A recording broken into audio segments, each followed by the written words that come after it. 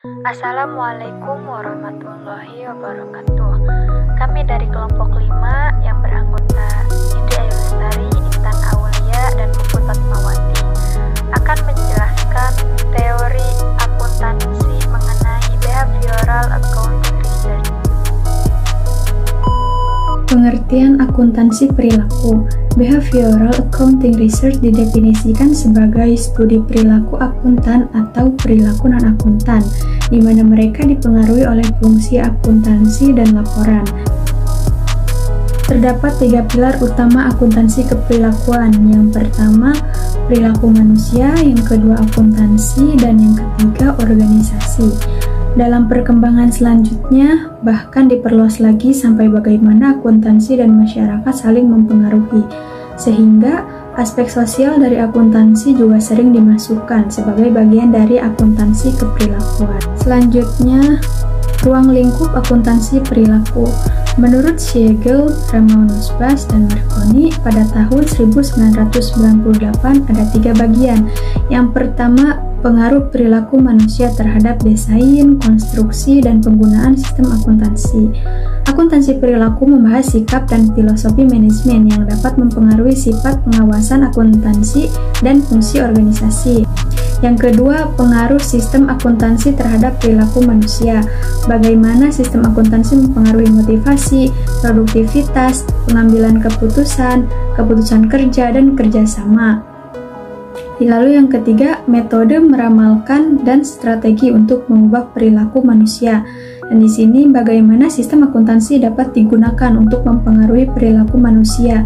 Misalnya memperketat atau memperlonggar sistem pengawasan, memberikan pola kompensasi yang dapat mempengaruhi perilaku. Selanjutnya, perkembangan akuntansi perilaku. Akuntansi keperilakuan mulai berkembang sejak Profesor Schuyler Dan Holt dan Profesor Chris Argyris melakukan suatu penelitian di tahun 1951 tentang pengaruh anggaran pada orang. Penelitian tersebut disponsori oleh Controllership Foundation of America. Sejak penelitian tersebut, topik-topik penelitian yang mengkaitkan akuntansi dan manusia berkembang pesat. Antara tahun 1960 sampai tahun 1980-an, jumlah artikel-artikel berkaitan dengan akuntansi keperilakuan yang dipublikasikan di jurnal-jurnal akuntansi berkembang pesat. Jurnal yang terkenal yang memfokuskan pada akuntansi keperilakuan adalah Accounting, Organization, and Society yang muncul sejak tahun 1976, dan juga jurnal yang diterbitkan oleh American Accounting Association yang bernama Behavioral Research in Accounting. Dalam akuntansi perilaku ini, yang menjadi sorotan adalah dampak dari informasi akuntansi terhadap perilaku orang yang membaca atau menyiapkannya. Juga melihat bagaimana reaksi manusia terhadap informasi akuntansi yang diberikan. Selanjutnya ada manfaat dalam akuntansi keperilakuan. Manfaat akuntansi keperilakuan ini paling banyak dirasakan oleh seorang manajer dan tim manajernya, karena akuntansi keperilakuan ini berkaitan erat dengan sektor ekonomi, sehingga bermanfaat saat seorang manajer dan tim manajemen mengambil sebuah keputusan untuk perusahaan.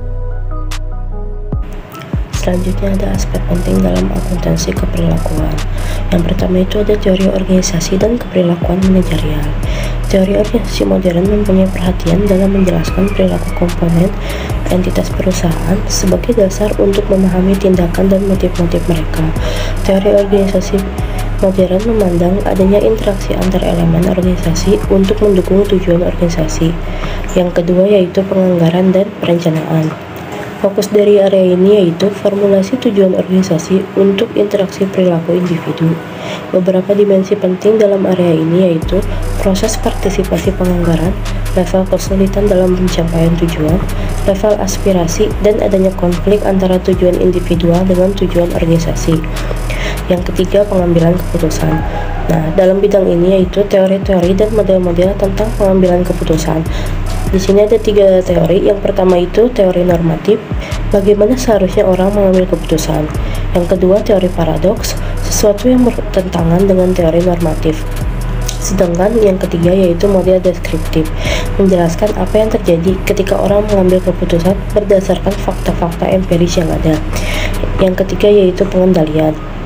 Semakin besar organisasi, memerlukan tindakan pengendalian yang semakin intensif. Pengendalian selalu dihubungkan dengan pengukuran kinerja dan adaptasi individu terhadap pengendalian.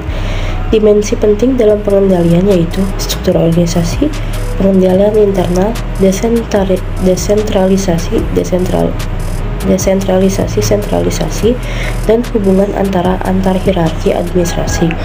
Yang keempat yaitu pelaporan keuangan.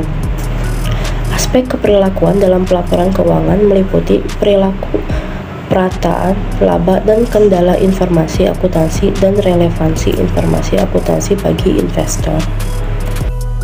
Selanjutnya, mempertimbangkan aspek keperilakuan pada akuntansi.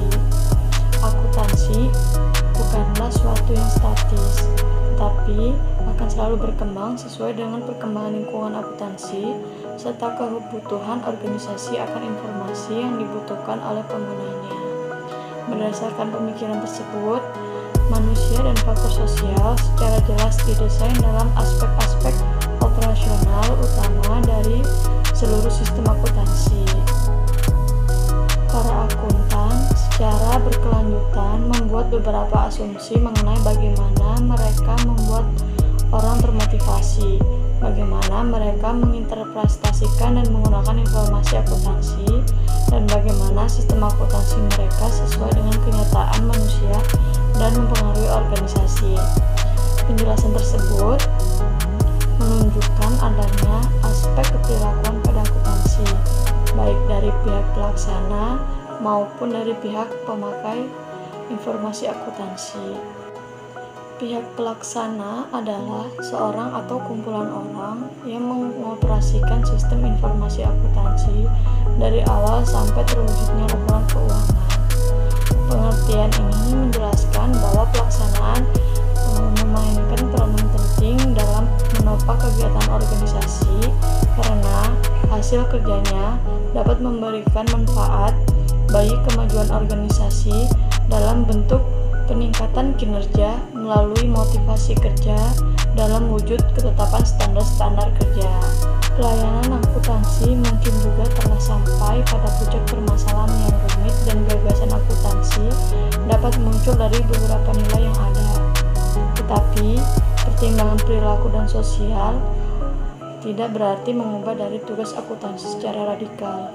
Namun, mulai mengembangkan perspektif dalam mendekati beberapa pengertian yang mendalam mengenai pemahaman atas perilaku manusia pada organisasi. Berikut masalah-masalah dalam akuntansi perilaku. Dalam aplikasinya, ada banyak masalah-masalah yang dapat dipecahkan oleh akuntansi perilaku. Pada intinya, ada 3 masalah yang berhubungan pada saat riset akuntansi perilaku. Yang pertama, ada pengambilan keputusan oleh auditor dan akuntan. Yang kedua, pengaruh terhadap fungsi sistem akuntansi seperti penyusunan anggaran, audit, dan lain-lain. Dan yang terakhir, pengaruh hasil atau output, misalkan informasi akuntansi dan lain-lain. Ini ada contoh kasus akuntansi perilaku, yaitu manipulasi laporan keuangan PT Garuda Indonesia. Semua berawal dari hasil laporan keuangan Garuda Indonesia untuk tahun buku 2018. Dalam laporan keuangan tersebut, Garuda Indonesia Group membukukan laba bersih sebesar $809,085.000. Angka ini melonjak tajam dibandingkan pada tahun 2017 yang menderita rugi sebesar $216,5 juta. Namun, laporan keuangan tersebut menimbulkan polemik lantaran 2 komisaris Garuda Indonesia yang menganggap laporan keuangan 2018 Garuda Indonesia tidak sesuai dengan pernyataan standar akuntansi keuangan. Pasalnya, Garuda Indonesia memasukkan keuntungan dari PT Mahata Aeroteknologi yang memiliki utang kepada maskapai berplat merah tersebut. PT Mahata Aeroteknologi sendiri memiliki utang terkait pemasangan Wi-Fi yang belum dibayarkan. PT Garuda Indonesia dikenakan sanksi oleh lembaga keuangan pemerintah dan non-pemerintah. Pasalnya, dalam laporan keuangan Garuda ditemukan keganjalan. Kasus Garuda Indonesia ini tidak hanya memukul si burung baja. Auditor laporan keuangan, yakni akuntan publik, Kasner Siramapai, kantor akuntan publik, Tanubrata Sutanto Fahmi Bambang dan rekan juga dikenakan sanksi oleh Kementerian Keuangan. Setelah berjalan panjang, akhirnya Garuda Indonesia dikenakan sanksi dari berbagai pihak. Selain Garuda, sanksi juga diterima oleh auditor laporan keuangan Garuda Indonesia, yakni akuntan publik, Kasner Sirumapai, dan kantor akuntan publik, Tanubrata Sutanto Fahmi Bambang dan rekan auditor laporan keuangan PT Garuda Indonesia dan entitas anak pada tahun buku 2018. Untuk auditor Menteri Keuangan Sri Mulyani memberikan sanksi pembekuan izin selama 12 bulan. Selain itu, OJK juga akan mengenakan sanksi kepada jajaran direksi dan komisaris dari Garuda Indonesia. Mereka diharuskan patungan untuk membayar denda sebesar 100 juta rupiah. Selain itu, ada 2 poin sanksi lagi yang diberikan OJK, yakni Garuda Indonesia harus membayar 100 juta.